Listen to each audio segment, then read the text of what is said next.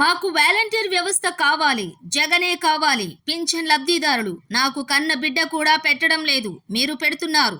పేరు ప్రభావతి, వయసు 55, అర్హత వితంతు పింఛన్. నాకు మోకాళ్ళ నొప్పి, నేను నడవలేను. కానీ ఈ నెల వచ్చే 3000 కోసం నన్ను 3 చోట్లకు తిప్పారు.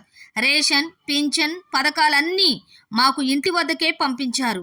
మా ఎమ్మెల్యే అభ్యర్థి శివప్రసాద్ గడప గడపకు వచ్చి మా బాగోగులు తెలుసుకునేవారు. మాకు జగన్ కావాలి, వాలంటీర్ వ్యవస్థ కావాలి. మాది దర్శి. మేము ప్రతి నెల ఉదయాన్నే వాలంటీర్లు వచ్చి తలుపు తట్టి 3000 పెన్షన్ మా చేతులలో పెట్టిపోతుంటే ఈ నెలలో మమ్మల్ని 3 చోట్లకు తిప్పారు. సత్యవాలయానికి వెళ్ళాము, ఇక్కడ కాదన్నారు. నాకు చదువు రాదు. ఇంకొక చోటకి వెళ్ళాను, అక్కడ కాదన్నారు.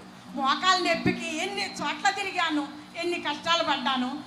లాస్ట్లో ఒక చోట ఇస్తున్నారు పంచాయతీ ఆఫీసులు అంటే అక్కడికి వెళ్ళి తెచ్చుకున్నాము. ఎన్ని ఇబ్బందులు పెడుతుంటాడో ఈ చంద్రబాబు నాయుడు మమ్మల్ని. మంచికైతే కాదు. మాకు వాలంటీర్లు కావాలి, వాలంటీర్ల వ్యవస్థ కావాలి. మాకు మోకాలు నొప్పికి వెళ్ళలేక చూడడానికి మనుషులం బాగున్నాం. మోకాలు నొప్పి నడవలేము.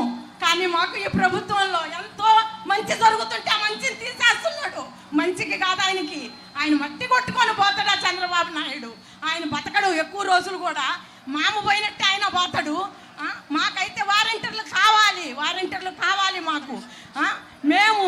మాకు శివప్రసాద్ రెడ్డి గారికి మేము వాళ్ళు బుచాపల్లి అంకాయమ్మ గారు శివప్రసాద్ రెడ్డి గడప గడపకి ఎట్లా తిరిగారంటే వాళ్ళు వచ్చి మాకు ఎంత మా ఇళ్లలో మేము వండుకుంటున్నామా లేదా, తింటున్నామా లేదా వాళ్ళు అడిగి కనుక్కున్నారు మమ్మల్ని.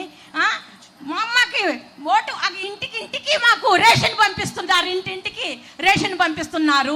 గడప గడపకి పథకాలు వస్తున్నాయి. కరోనాలో మాకు జగన్మోహన్ రెడ్డి గారు మాసులతో సహా ఇంటికి గడప గడపకు పంపించారు. రేషన్ ఉన్న ప్రతి ఇంటికి పథకాలు అందినాయి. ప్రతి ఇంటికి పంపించారు ఆయన. ప్రతి ఇంటికి ఆయన పథకాలు వచ్చున్నాయి మాకు. ఆ వ్యవస్థ కావాలి. వాలంటీర్ వ్యవస్థ మటుకు తీసేస్తే ఒప్పుకోము మేము. వాలంటీర్లు కావాలి మాకు. వాలంటీర్లు ఉండాలి మాకు.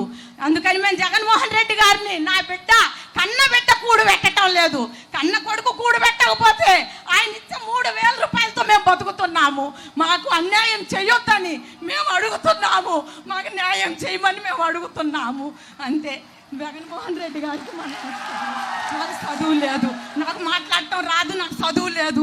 మీరు అర్థం చేసుకో. చాలా బాగా మాట్లాడావక్క.